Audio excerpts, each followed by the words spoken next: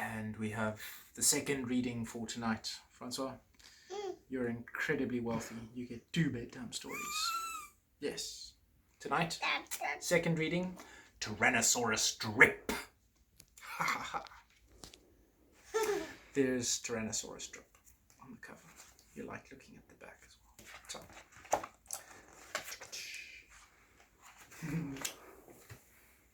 In a swamp beside a river, where the land was thick with veg, lived a herd of duck-billed dinosaurs who roamed the water's edge. And they hooted, up with rivers, and they hooted, up with reeds, and they hooted, up with bellyfuls of juicy waterweed.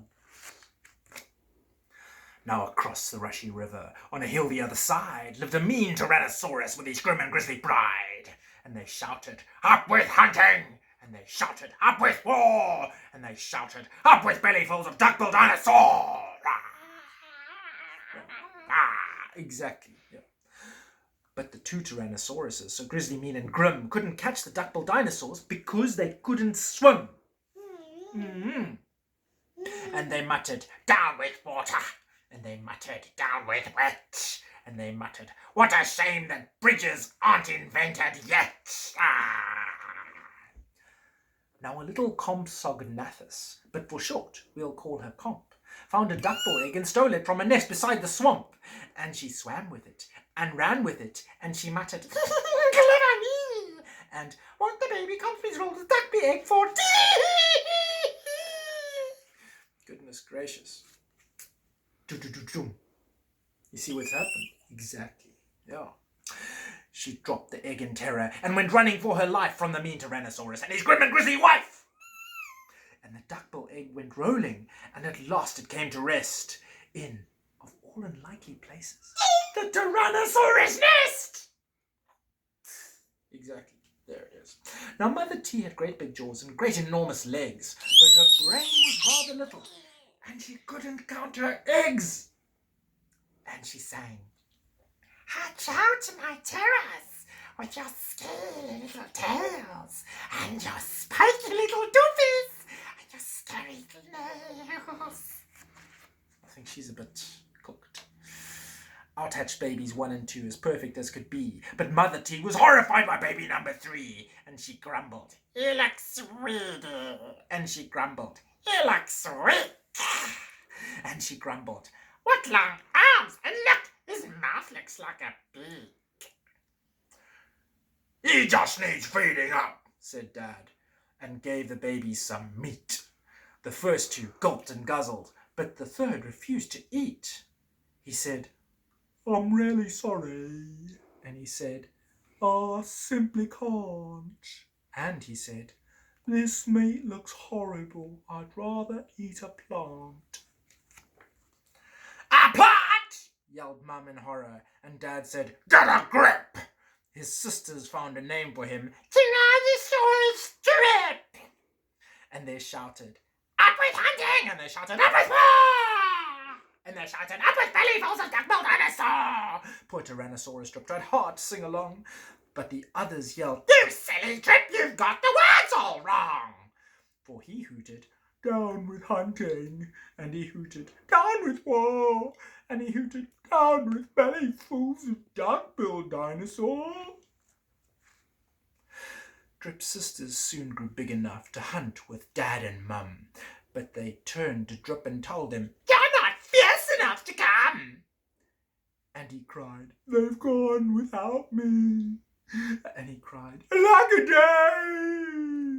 And he cried, this doesn't feel like home, I'm going to run away.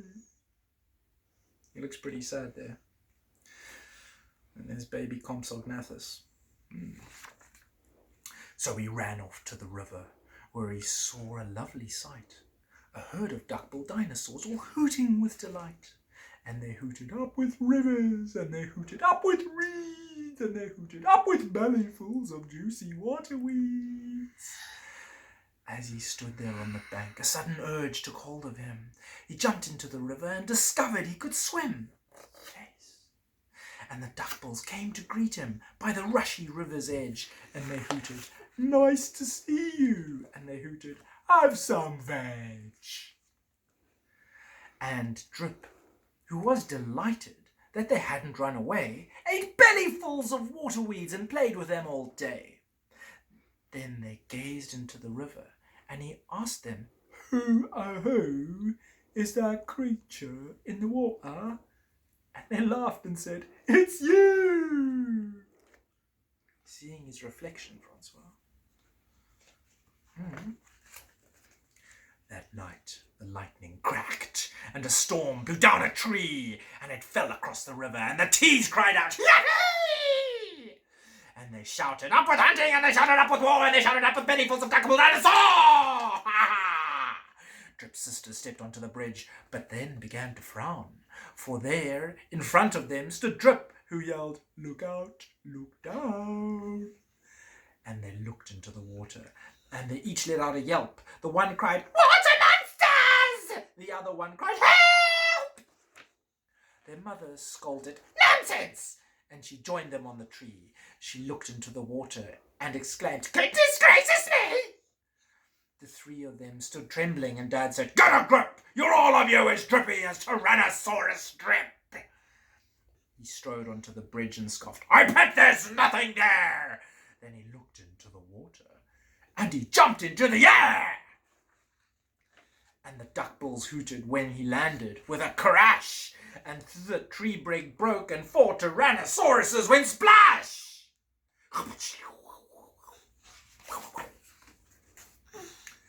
And spluttering and clinging to the branches of the tree, they went whooshing down the waterfall and all the way to sea. And the duckbills hooted happily. They hooted, "Hip, hip, hip, hooray for the heroic one and only Duckbill Drip." There he is, Francois. And just so that you know it, most reptiles do not have belly buttons. So I think this book isn't quite anatomically correct, but it is a good story. What do you think? You don't think so? Okay. Well, maybe next time you'll enjoy it more. Good night.